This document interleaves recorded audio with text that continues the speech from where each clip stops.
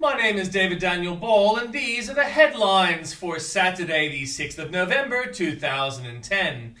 And today's tune, George Augustus Constantine Phipps, a former governor of Victoria.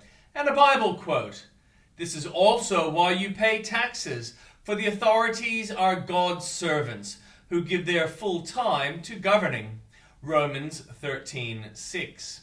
And in headlines, outgoing Speaker Nancy Pelosi announces she will run for minority leader after resurgent Republicans win control of the House in Tuesday's midterm elections. Al-Qaeda in Yemen has claimed responsibility for the mail bomb plot on cargo planes, which failed when authorities found bombs packed in ink cartridges headed for the U.S.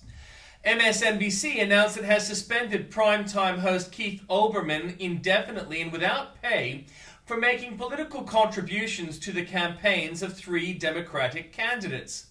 After more than 30 victories by Tea Party candidates in midterms, activists must decide whether to keep working within the Republican Party or create their own.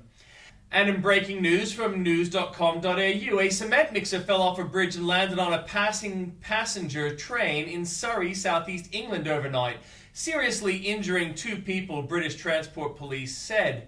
Unidentified attackers armed with knives killed 12 people, including 3 children and a newborn, who had gathered for a celebration at home in a Russian village, authorities said.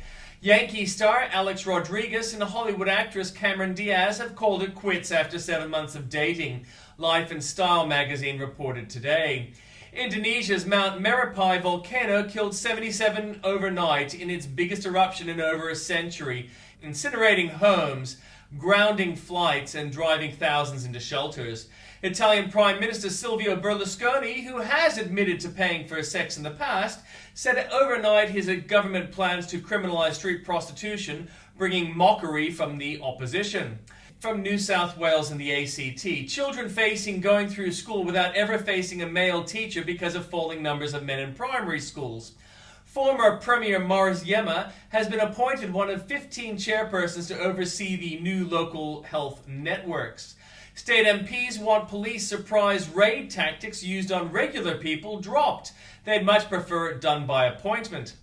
From Queensland, Daniel Tvetkov has rolled over and admitted to U.S. authorities he has $50 million buried in the company accounts of a Las Vegas payday lender. The multi-million-dollar options to fix one of Brisbane's worst congestion bottlenecks destined to become a peak-hour car park within a decade have been revealed. Queenslanders blew $3,735 a minute on the pokies in the first 3 months of the financial year, with gamblers trying to win their way out of trouble. Education experts say the trend of single-sex classrooms for young students is gaining momentum and works, when in fact it's just a fad. A Brisbane internet operator faces the prospect of a hefty fine after he was found guilty of breaching the Spam Act. From Victoria, Melbourne will be under major security as U.S. Secretary of State Hillary Clinton flies in ahead of crucial government talks. A disgraced lawyer dramatically demonstrated to a jury today how he says Peter Dupas reenacted the murder of Mersina Helvagas. The Liberals have today said it is Labour that is in a state of panic about the upcoming election. A man who carried out one of the race-related attacks that caused outrage in Melbourne and India has been spared a jail term today. Nothing new from the Northern Territory. From South Australia, the state government decided to put money into Salisbury's plan to turn stormwater into drinking water is long overdue.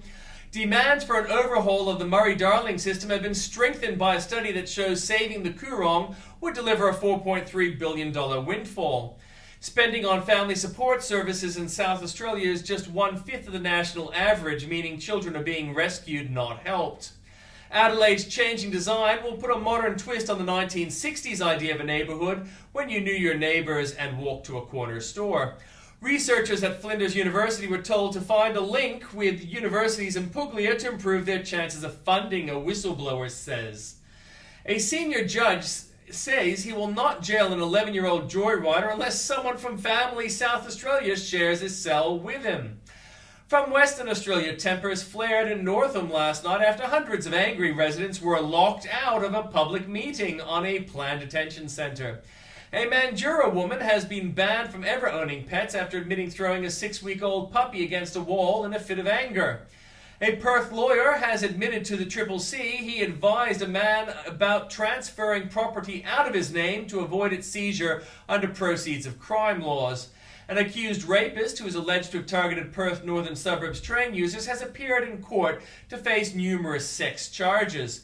A skin cancer survivor, a charitable musician, an Aboriginal educator, and a hockey coach are among the finalists in West Australia's Australian of the Year Awards 2011. From Tasmania, a former Tasmanian MP charged with having sex with a 12-year-old prostitute had reasonable grounds to believe she was an adult. A Hobart court has been told she looked 19. From the Journalist Corner, Pelosi announces run. Our work is far from finished. Earlier today, House Speaker Nancy Pelosi announced in a letter to her colleagues that she will run for House Minority Leader in the 12th Congress. The race for 2012, we profiled 12 possible GOP frontrunners. Tonight in part 2, will a Haley Barbour White House help get the nation back in order? They got the job done on election night. Now we reveal the Tea Party strategy to get America back to work, plus our economic diagnosis, why Obamacare will kill any hope of financial recovery. Then, how the latest government bailout will drive taxpayers crazy. It started as a simple idea that changed the political landscape. Fox News reporting presents a groundbreaking 6-part documentary series on the rise, fall, and future of the conservative movement. U.S. campaign for Burma.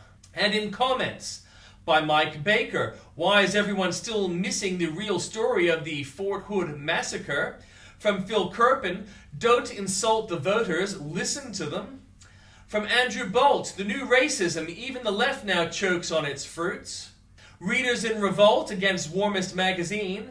Gillard flounders and Gallery now notices. Born here but not Australian. Cut spending wane. No, Rudd's real mistake wasn't to retreat from Moscow. And more for you there at the link.